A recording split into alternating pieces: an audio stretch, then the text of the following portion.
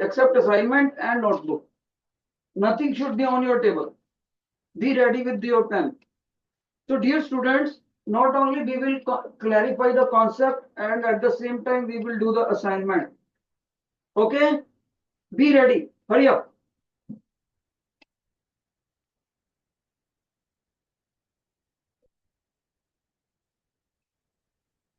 Just write down this heading.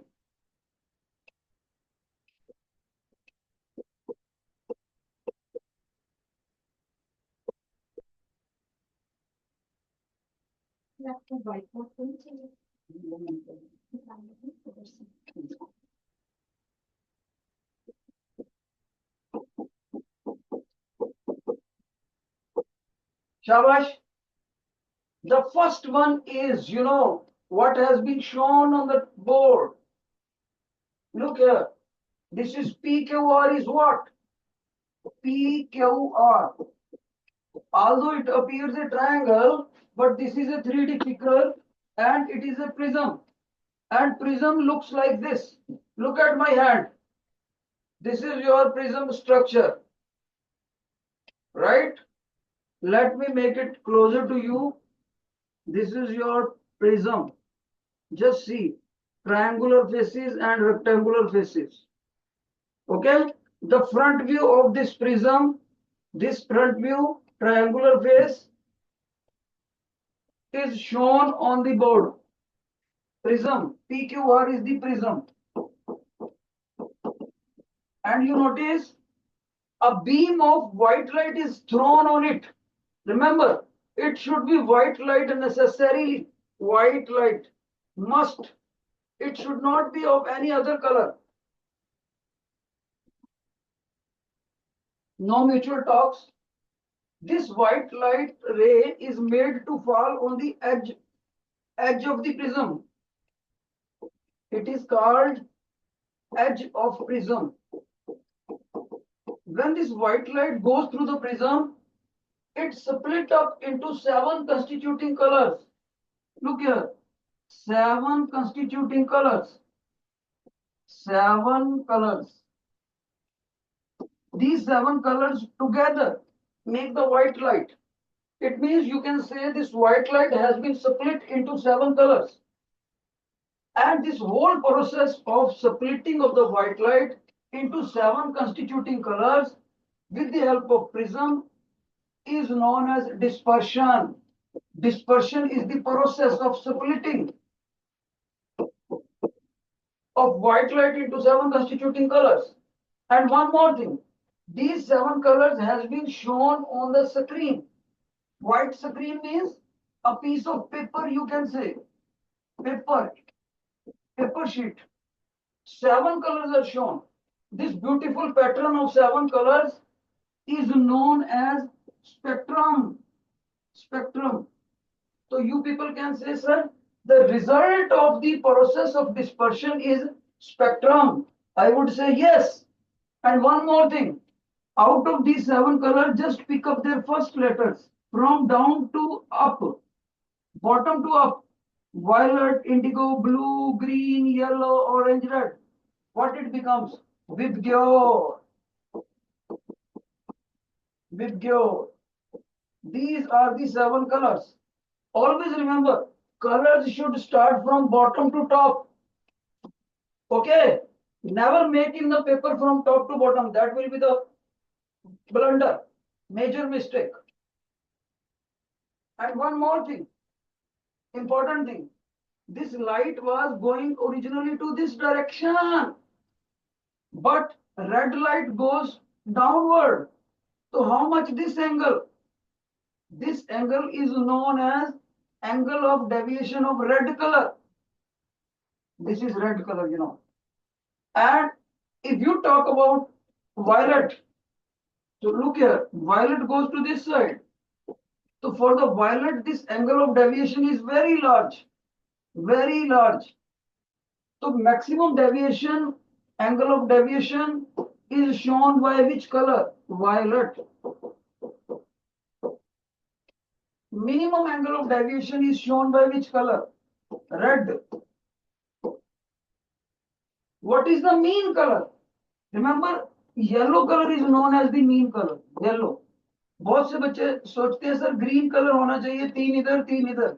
No, yellow color is the mean color because it comes at the midpoint of the whole spectrum. Yellow color is the mean color. अगर कोई बच्चा पूछते sir कि originality में भी ऐसे दिखेगा, no बेटे, ये तो किसी बच्चे ने ड्राइंग बना रखी है.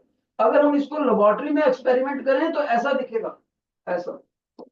ये ओरिजिनल है, लैब के अंदर बनाया हुआ. लेबोरेटरी में अगर मैं आपको लेके जाऊं, एक्सपेरिमेंट करूं डिस्पर्शन का, तो ऐसे दिखेगा. देखो, रेड से ऐसे ये सारा वायलेट तक, और ये किसी बच्चे की बनाई हुई डायग्राम है. तभी मैंने बच्चे वाले आपको दिखाओ कि पेपर में you are supposed to make this. So this way, teacher has shown you the dispersion process. Why dispersion occurs basically? Dispersion होती क्यों है? ये लाइट 7 कलर्स में ब्रेकअप क्यों होती है? Why? अगर इसका भी why पूछ ले तो सभी बच्चे बोलेंगे sir refraction. Refraction process is the cause of the dispersion. Refraction is the cause of the dispersion. Right? अब मैं थोड़ा सा और भी दिखा दूं आपको. हम जा रहे हैं आगे बेटे.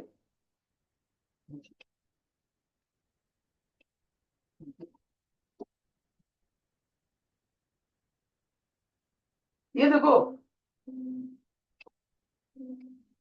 ये देखो बेटे, स्पेक्ट्रम बना हुआ rainbow. Rainbow is also the spectrum. बस वहां पर जो डिस्पर्शन होता है प्रिज्म करता है, और रेनबो में डिस्पर्शन को कौन करता है? Hanging rain drops. बारिश होने के बाद जो आसमान में हल्की हल्की बूंदें लटक रही होती हैं, tiny droplets of the water, they disperse. The white light coming from the sun that has been split into 7 colors. और ये जो आसमान है पीछे स्क्रीन का काम कर रहा है. और this particular is the Vibgyor, and presently we will not call it spectrum, rather we will call it rainbow.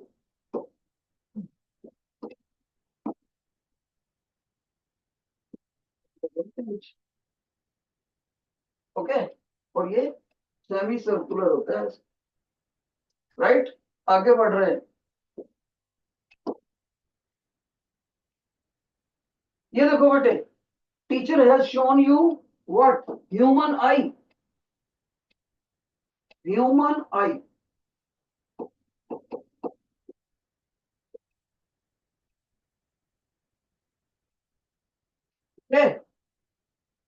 तो ह्यूमन आई में सबसे ज्यादा रिफ्रैक्शन कौन करता है लाइट की रास्ते में?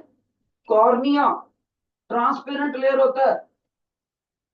ओके, कॉर्निया के बैक साइड पर और आंख के लेंस से पहले एक ट्रांसपेरेंट लिक्विड होता है जिसको बोलते हैं एक्वस ह्यूमर.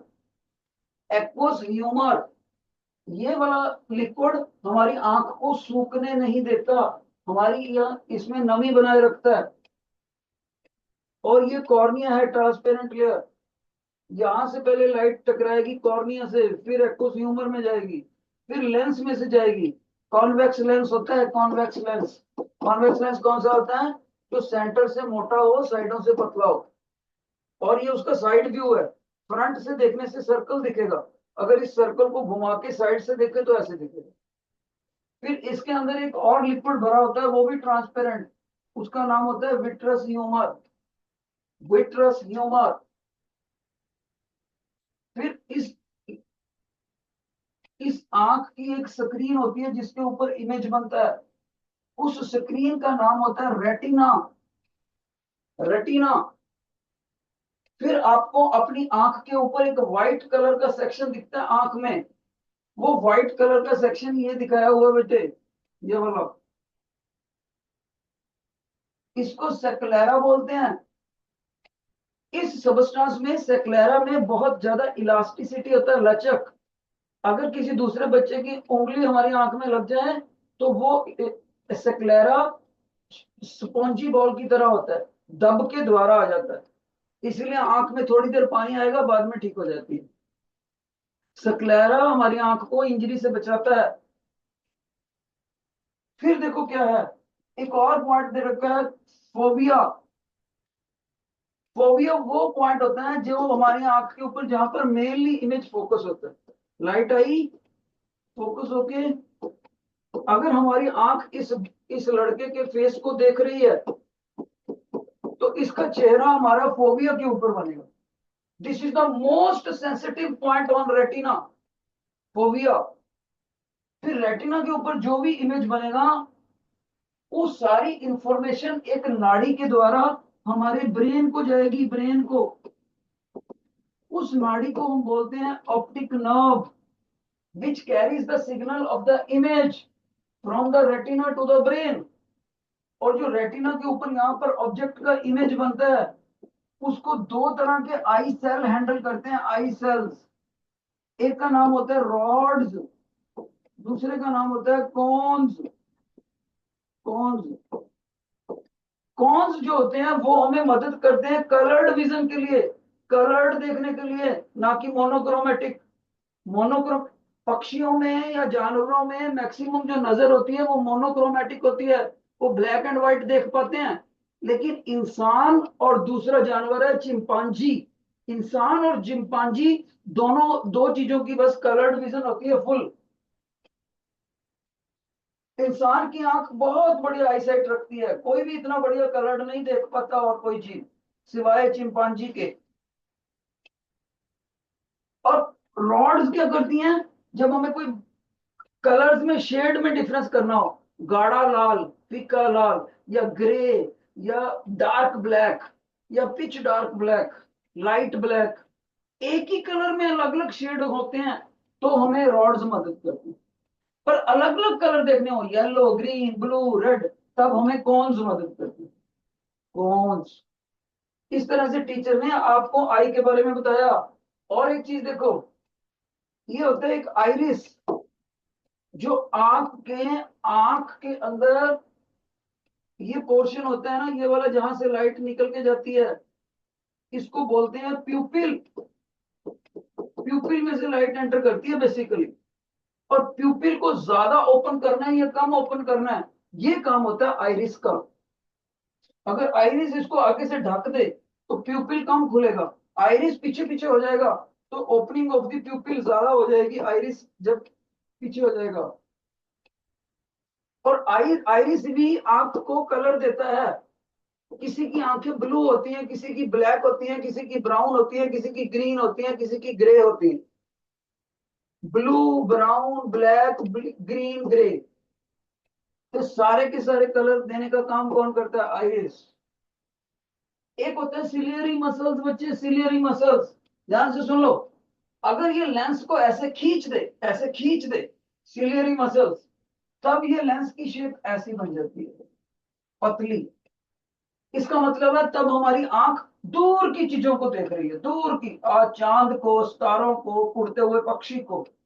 लेकिन अगर ये सिलियरी मसल दोनों तरफ से लेंस को ऐसे दबा दें, सेंटर में मोटा कर दें, तब हमारी आंख नजदीक की चीजों को देख रही होती है, हाथ की रेखाओं को, न्यूज़पेपर की न्यूज को, टेक्स्ट को, नोटबुक को, असाइनमेंट को। जब हम नजदीक की चीजें देखते हैं तो ऐसे होता है लेंस, और जब इलोंगेटेड होकर लंबा हो जाए, सेंटर से पतला हो जाए, तब हम दूर की चीजें देखते हैं। तो ये हमारी ह्यूमन आई के बारे में नॉलेज थी, ठीक है। अब और देखो, ये देखो, सिलियरी मसल्स ने इसको खींच लिया, सेंटर से थिकनेस कम हो गई है। इसका मतलब ये आंख इस वक्त नजदीक की चीजें देख रही है, नहीं ये दूर की चीजें, सॉरी, दूर की चीजें यहां दिखता है। यानी कि इस वक्त ये वाली आंख मून को देख रही है, मून को, दूर वाली चीज को। जब सेंटर से ऐसे दबा देते हैं, सेंटर से मोटा हो जाए लेंस, तो नजदीक की चीजें देख रहे हैं। मतलब कि इस वक्त ये न्यूज रीड कर रहा है पेपर में से, news reading from the news paper. और सिलियरी मसल की ये खूबी कि लेंस को जरूरत के मुताबिक पतला मोटा करके दूर भी देख सकता है या पास देख सकता है। आंख की इस खूबी का नाम होता है अकोमोडेशन, अकोमोडेशन। इसका मतलब क्या है? Adaptation of the eye lens as per the need of the person. Need मतलब दूर की चीज देखनी है या पास की चीज देखनी है, अकॉर्डिंगली लेंस की शेप चेंज कर देते हैं। कौन? Ciliary muscles. Ciliary muscles, ciliary muscles की मदद से ही आंख को अकोमोडेशन की प्रॉपर्टी मिलती है, फिर दूर देख पाना या फिर पास देख पाना। लेकिन एक बात याद रखना, आंख दोनों चीजें एक ही वक्त नहीं कर सकती कि चांद भी क्लियर दिखे और हाथ की रेखाएं भी क्लियर दिखे। दोनों चीजें एक ही बार में क्लियर नहीं दिखती। अगर आंख की हाथ की रेखाएं दिखेंगी तो पीछे वाला मून ब्लर्ड दिखेगा, अगर मून क्लियर दिखेगा तो हाथ की रेखाएं धुंधली दिखेंगी। इस तरह से हमने ये पढ़ा। और देखो, यस, अब हम असाइनमेंट करते हैं बेटे। व्हाइट बोर्ड पे आ जाओ जल्दी से। White board,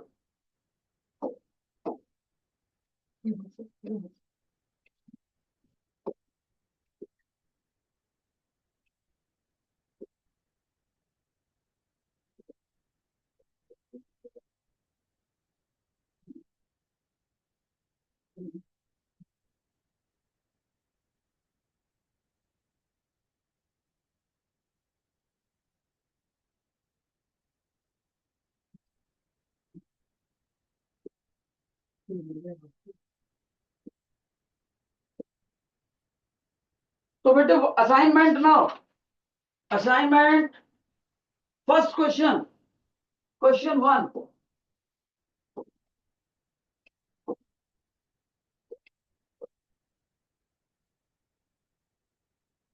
what is refraction? अच्छा बेटे, जो भी आपकी ऑप्शन होगी आपने बताना है। अगर आपकी फर्स्ट फिंगर एक ऑप्शन है तो first finger, if you consider second option is the correct, raise two fingers, if you consider fourth option is correct, raise four fingers. शाबाश। What is refraction? Tell me your option. देखें कौन सी बच्चे कितनी finger खड़ी कर रहे हैं। Yes, बच्चे कर रहे हैं first. Very good. First question A option is correct. देखो, अगर मान लो इधर वाटर है और इधर कांच है, दोनों मीडियम अलग अलग, तो रे ऑफ लाइट ऐसे आ रहा है, it is entering from rarer to denser medium, ये नॉर्मल हो गया। तो लाइट अपना असली रास्ता छोड़ देगी और ये नॉर्मल की तरफ मुड़ जाती है ऐसे। तो deviation of the light from original direction to new direction when light enters from one medium to another is known as refraction. A option is correct. Second बच्चे, सेकंड के अंदर प्रिज्म वाला तो हमने देख लिया अभी अभी। एक ग्लास स्लैब बना रखी है। Question number second, question number second, glass slab बनाई हुई है बेटे, कांच। इधर क्या है? एयर। इधर भी क्या है? एयर। अब इसमें हमने रिफ्रैक्शन दिखानी है। देखो रिफ्रैक्शन, मैं कलर चेंज करता हूं बेटर विजिबिलिटी के लिए। ये लाइट रे आई बेटे, ऐसे लाइट रे आई। Had there been no glass slab, अगर ये ग्लास स्लैब ना होता, this ray of light would have passed in the straight line, rectilinear propagation को फॉलो करते हुए ऐसे चले जाती। लेकिन यहां पर रे ऑफ लाइट है, इसलिए हमने क्या करा, हमने देखा कि यहाँ पर रिफ्रैक्शन होगी। नॉर्मल ड्रा करा हमने पहले तो रे ऑफ लाइट ये वाली ऐसे बेंड हो जाएगी टुवर्ड्स नॉर्मल। फिर क्योंकि ये रेयरर मीडियम से डेंसर में आ रही है, टुवर्ड्स नॉर्मल। अब फिर लाइट जाएगी, फिर से नॉर्मल ड्रा करते हैं। Now it is going from denser medium to the rarer medium, यानी कांच से हवा में, तो it will bend away from the normal, तो ये इधर को चले जाएगी। तो ये डॉटेड लाइन के पैरेलल जाएगी इसके। इस तरह से हमने ग्लास स्लैब में डबल डबल रिफ्रैक्शन हो गया, एक यहां पर रिफ्रैक्शन हुआ, एक यहां पर। तो ग्लास स्लैब में हमने डबल रिफ्रैक्शन शो करा। This is known as ray diagram of the refraction in glass slab. और ये क्या चीज बताई बेटे, ग्लास स्लैब।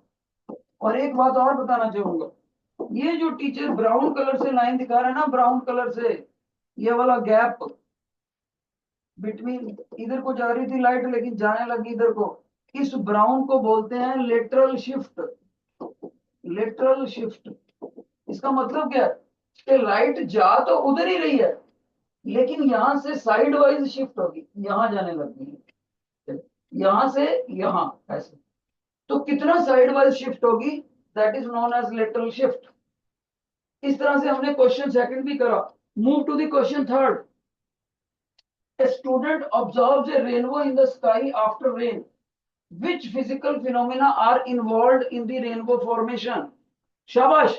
रेनबो क्यों बनता है, जल्दी से बताओ, कौन सी ऑप्शन है आपकी, रेनबो क्यों बनता है?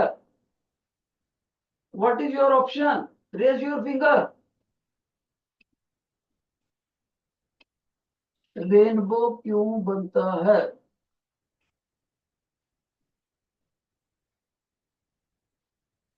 कौन सी, कोई अलग अलग फिंगर खड़ी कर रहे हैं बच्चे।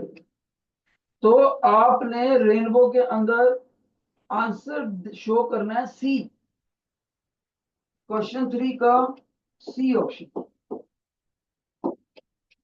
Let's move to the question number 4, assertion reason. शाबाश।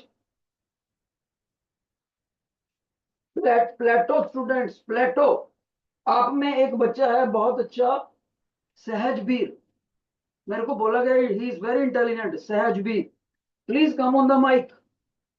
सहजबीर बोला गया क्लास में बहुत अच्छा बच्चा है, प्लेटो में। आ ही नहीं रहा, बच्चा ही नहीं आ रहा। बेटे फोर्थ क्वेश्चन में असर्शन करेक्ट है या नहीं करेक्ट? ये तो बच्चा डरा हुआ है। एक और बच्चा प्लेटो में बड़ा अच्छा बताया मेरे को, Shubhreet. Shubhreet, please come on the mic. Shubhreet प्लेटो। Both students not daring enough. Okay. एक रसल में बच्चा बोला गया मेरे को बड़ा डेयरिंग, रंजोत, नहीं सॉरी मंजोत। मंजोत है बच्चा रसल, रसल क्लास में, Russell section, please come on the mic.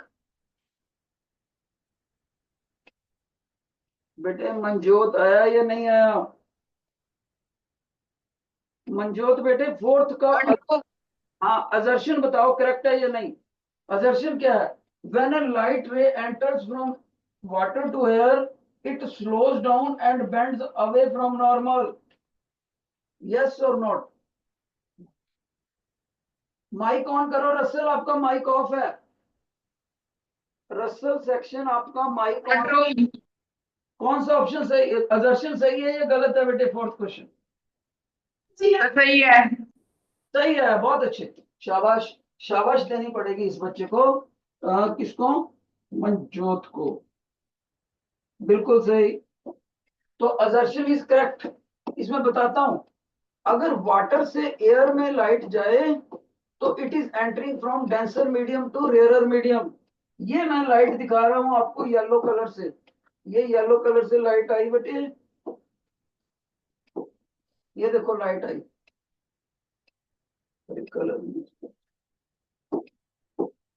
ये देखो येलो कलर से लाइट आई, और ये एंगल ऑफ इंसिडेंस है, और ये नॉर्मल है, ये इंसिडेंट रे है, लेकिन ये डेंसर से रेयरर में जाती है तो अवे फ्रॉम नॉर्मल हो जाती है, इस नॉर्मल से दूर हट गई, दूर हट गई। इस एंगल को तो बोलते हैं इंसिडेंट रे ने जो भी एंगल नॉर्मल के साथ बनाया, एंगल ऑफ इंसिडेंस, और रिफ्रैक्टेड रे ने जो भी नॉर्मल के साथ एंगल बनाया, उसको एंगल ऑफ रिफ्रैक्शन बोलते हैं, रिफ्रैक्शन। ओके। जितना इन दोनों एंगलों की वैल्यू में ज्यादा फर्क होता है, उनकी वैल्यूज में ज्यादा डिफरेंस होएगा। जैसे ये 30 डिग्री का हो और ये 50 डिग्री का हो, 50, तो दोनों का डिफरेंस हुआ 20 डिग्री। जितना इन दोनों एंगलों की वैल्यू में ज्यादा डिफरेंस होगा, उतना ही रिफ्रैक्शन ज्यादा होता है। रिफ्रैक्शन उतना ही ज्यादा। और टेक्निकल वर्ड में हम बोलते हैं कि रिफ्रैक्टिव इंडेक्स ज्यादा होगा। रिफ्रैक्टिव इंडेक्स ज्यादा होने का मतलब है रिफ्रैक्शन ज्यादा होना, और रिफ्रैक्शन ज्यादा होने का मतलब है आर एंगल ऑफ रिफ्रैक्शन और एंगल ऑफ इंसिडेंस की वैल्यूज में डिफरेंस ज्यादा होगा। जितना ज्यादा डिफरेंस उतना रिफ्रैक्शन। ओके, फोर्थ क्वेश्चन का रीजन बात करते हैं। असर्शन तो इस बच्चे ने सही बताया। Let's talk about reason. Refraction occurs because the speed of the light is greater in air and lesser in water. बिल्कुल सही। रेयरर मीडियम में लाइट तेज जाती है, डेंसर मीडियम में लाइट स्लो पड़ जाती है। इसका मतलब रीजन भी ठीक है। फोर्थ में लिख लो, assertion and reason both correct. Question number 5। Question number 5, शाबाश। क्वेश्चन नंबर 5 को मेरे को पढ़ के बताएगा सोक्रेट्स में Sahajpreet in Socrates. Please come on the mic. Try to solve the fifth question. Question 5 assertion reason के बारे में बताना है। Yes. Assertion. Dispersion occurs.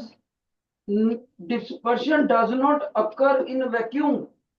Vacuum के अंदर डिस्पर्शन नहीं अकर करता, ऐसे बोलता है। इज इट ट्रू और रॉन्ग?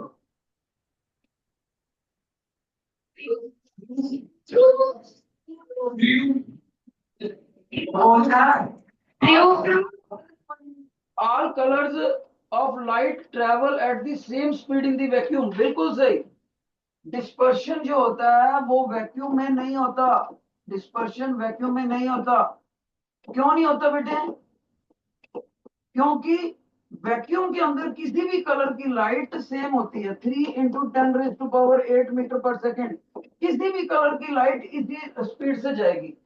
जबकि हमने पढ़ा था कि रिफ्रैक्शन की वजह से डिस्पर्शन होता है, और रिफ्रैक्शन का कारण होता है एक ही मीडियम में अलग अलग स्पीड, अलग अलग कलर्स की। एक ही मीडियम में अलग अलग वेलोसिटी होती है, एंगल ऑफ डेविएशन अलग अलग होता है। लेकिन जब सारे कलर वैक्यूम में जाएंगे, सारे कलर वैक्यूम में जाएंगे तो सारे इसी स्पीड से जाएंगे। इसी स्पीड से जाएंगे तो रिफ्रैक्शन हो ही नहीं सकती। रिफ्रैक्शन की वजह से डिस्पर्शन होती है, फिर तो वो भी नहीं होगी। It means colours will not split into 7 colours.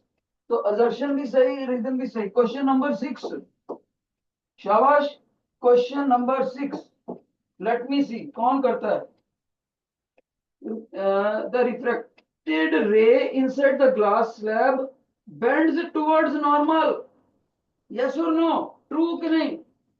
Glass slab में जब लाइट एंटर करती है तो ग्लास स्लैब में टुवर्ड्स नॉर्मल हो जाती है। कौन बच्चा सही बोलेगा इसको? बेटे हमने अभी अभी ग्लास स्लैब पढ़ा था, ध्यान से देखो इधर। Glass slab, denser medium, air, rarer medium. तो लाइट आती है रेयरर मीडियम से डेंसर मीडियम में। यहां नॉर्मल ड्रा करा। इस लाइट ने इधर को चले जाना था, इधर को, जिधर को टीचर येलो कलर दिखा रहा है। लेकिन असली में ये इधर को जाती नहीं। क्यों?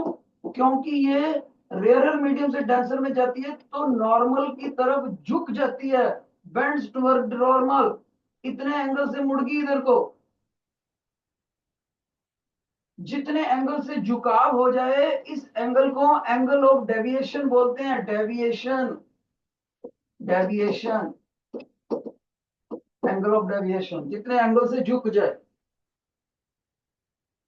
तो refracted ray inside the glass slab bends towards normal. ठीक है, इसका असर्शन तो सही हुआ। Reason, the speed of light is greater in the glass than in the air. ये गलत हो गया बच्चे, क्योंकि ग्लास तो डेंसर मीडियम है। डेंसर मीडियम में लाइट की वेलोसिटी हमेशा कम होती है, और रेयरर मीडियम में वेलोसिटी ऑफ लाइट हमेशा ज्यादा होती है। लेकिन क्वेश्चन में उल्टा लिख रखा है, इसलिए इसका रीजन रॉन्ग हो गया। नोट कर लो क्वेश्चन नंबर 6 में। Let's move to the question number 7। Question number 7, कौन बच्चा बताएगा what is the order of refractive index in these materials? शाबाश। कौन कौन से मटेरियल हैं देखो गौर से। एक हमारे पास एयर बोल रहा है, एक हमारे पास कॉर्निया बोल रहा है, कॉर्निया। एक हमसे एक्वस ह्यूमर बोल रहा है, एक्वस ह्यूमर। एक हमारे पास आई लेंस बोल रहा है, आई लेंस। ठीक है, ध्यान से सुन लो। इनके रिफ्रैक्टिव इंडेक्स की वैल्यू लिखा रहा हूं मैं आपको, सभी बच्चे नोट कर लो। रिफ्रैक्टिव इंडेक्स की वैल्यूज, जो तो कॉर्निया है बेटे, कॉर्निया ये होता है 1.376। जो हमारा एक्वस ह्यूमर होता है इसका रिफ्रैक्टिव होता है 1.336। और जो हमारा ह्यूमन लेंस होता है, कांच का लेंस, ओके, तो कांच का जो लेंस होता है उसका रिफ्रैक्टिव इंडेक्स होता है 1.37।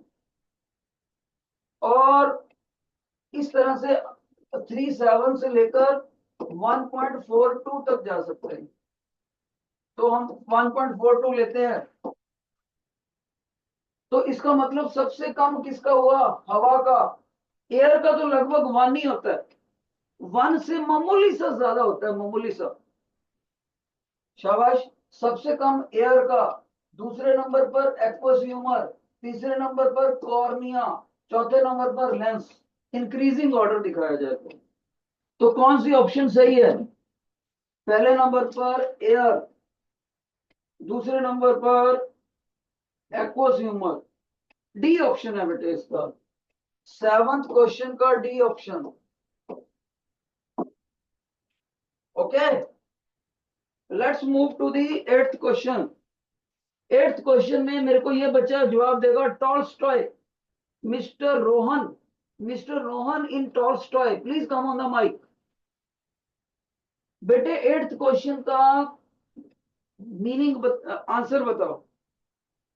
Image formed on the retina is dash, brain interprets it as dash।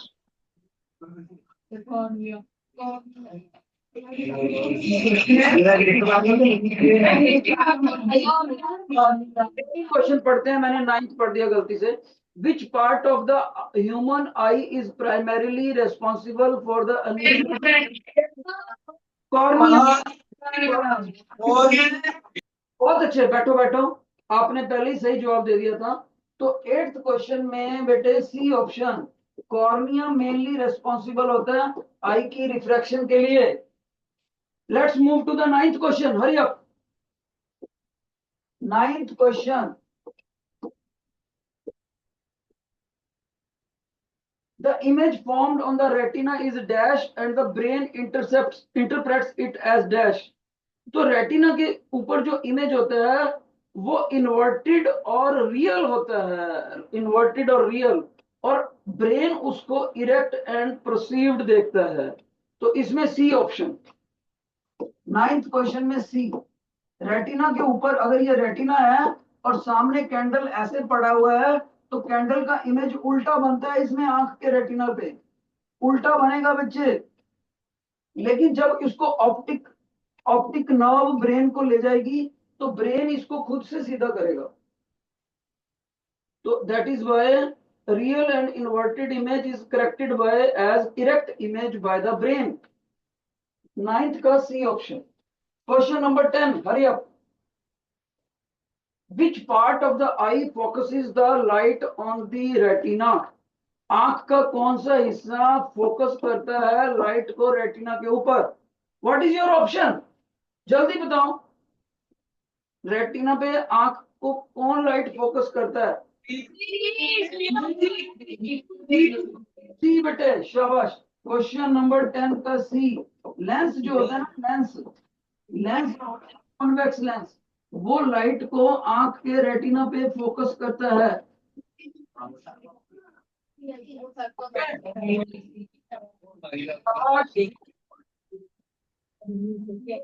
इसमें देखो कॉर्निया की भी मदद आ जाती है, वैसे कॉर्निया की भी हेल्प हो जाती है, तो इसमें आप 10th का डी कर दोगे। डी, कॉर्निया में भी मदद होती है, लेंस एंड कॉर्निया दोनों मदद करते हैं आंख को फोकस करने में, रे ऑफ लाइट को आंख को।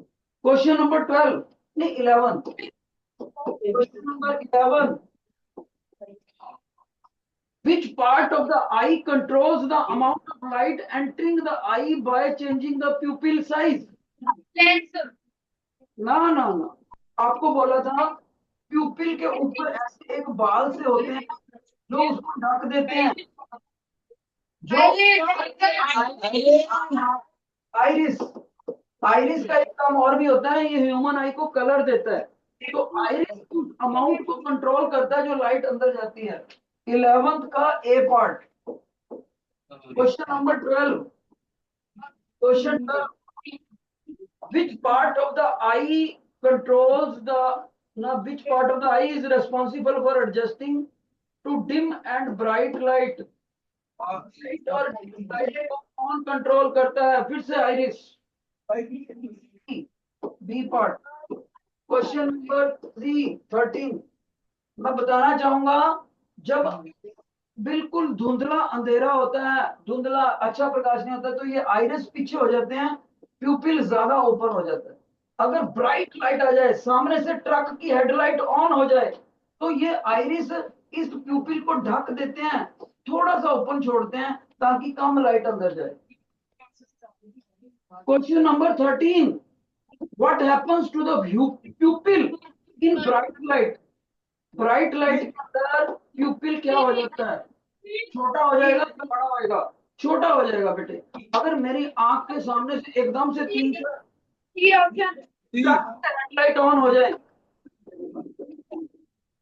ट्रक के हेडलाइट ऑन हो जाए, तो प्यूपिल छोटा हो जाएगा ताकि आंख के अंदर कम लाइट जाए और चकाचौंध ना पैदा हो जाए आंख के अंदर। ग्लेयर को रिड्यूस करने के लिए हमारा ये प्यूपिल छोटा हो जाता है, तो इसका ऑप्शन हुआ 13th का C part. Question number 14, which of the following are the light sensitive cells and photoreceptors in the retina? Retina के अंदर कौन से सेल होते हैं जो हमारी मदद करते हैं शाबाश देखने में? आपका आंसर क्या है क्वेश्चन नंबर 14 में? बेटे अगर आपका ऑप्शन फर्स्ट है तो 1 फिंगर खड़ा करो, सेकंड है तो 2, शाबाश। What is the answer in 14 question? हाँ बिल्कुल सही, बिल्कुल सही, सेकंड फिंगर खड़ी करी है बच्चों ने। तो मैं बताना चाहूंगा rods and cons, cons coloured देखने में मदद करती हैं और रॉड्स शेड देखने में मदद करता है, शेड देखने में, कलर देखने में। इसका मेमोरी टूल याद रखना, सी से सी वाला याद रखना है, उल्टा मत कर देना, कलर भी सी से शुरू होता है और कौन भी सी से शुरू होता है। इसका मतलब 14th का बी ऑप्शन हुआ, 14th का B option. Let's move to the question number 15। Question 15, cones help in seeing what? Dim light, detecting colour, identifying sounds. बस कॉन्स से अभी तो बताया टीचर ने, कॉन्स से कलर्स, सी से सी याद रखना है, इसका मतलब है 15th का C option. Question 16, question number 16 बेटे, in which of the following part of the eye image is formed? Image कहां पर बनता है आंख में? कॉर्निया पर, लेंस पे, एक्वस ह्यूमर पर या रेटिना पे? What is your option? 3 option, शाबाश बिल्कुल सही। जो इमेज बनता है आंख में वो रेटिना के ऊपर बनता है, रेटिना के ऊपर। Question number 17, night blindness occurs due to the deficiency of vitamin A, vitamin D, vitamin C, vitamin B. आंखों की रोशनी के लिए विटामिन ए चाहिए होता है। जब विटामिन ए की कमजोरी होती है तो नाइट के अंदर बंदे की नजर कमजोर हो जाती है, उसको नाइट ब्लाइंडनेस हो जाती है। इसका मतलब 17 क्वेश्चन का ए ऑप्शन हुआ। Question number 18, no image is formed at the blind spot because आंख के अंदर एक ब्लाइंड स्पॉट होता है क्योंकि वहां पर रेटिना ही नहीं होता, स्क्रीन ही नहीं होती रेटिना नाम की, इसलिए वहां इमेज नहीं बनता। तो क्या बोलेंगे, इसका ऑप्शन क्या है? Retina is thick at the blind spot, light can not bend at that spot, it has no photoreceptor, the pupil blocks it. तो सी ऑप्शन हुआ। जहां ब्लाइंड स्पॉट होता है, रेटिना के ऊपर एक ऐसा बिंदु होता है, अगर वहां पर इमेज बन जाए तो वो ऑब्जेक्ट हमें दिखाई नहीं देता। इसीलिए सचिन तेंदुलकर या विराट कोहली जैसा प्लेयर भी ऐसे नहीं कह सकता कि मैं किसी भी बॉल पे आउट नहीं होऊंगा। कभी ना कभी बॉल का इमेज ब्लाइंड स्पॉट पर बन जाएगा और वो गलत शॉट लगा के आउट हो जाएगी। तो 18th क्वेश्चन का सी ऑप्शन, कि जहां पर रॉड्स नहीं होती, कोन्स नहीं होते, उस पॉइंट को बोलते हैं हम blind spot on retina. Blind spot on retina. Last आ गया अपना केस स्टडी। शाबाश, केस स्टडी।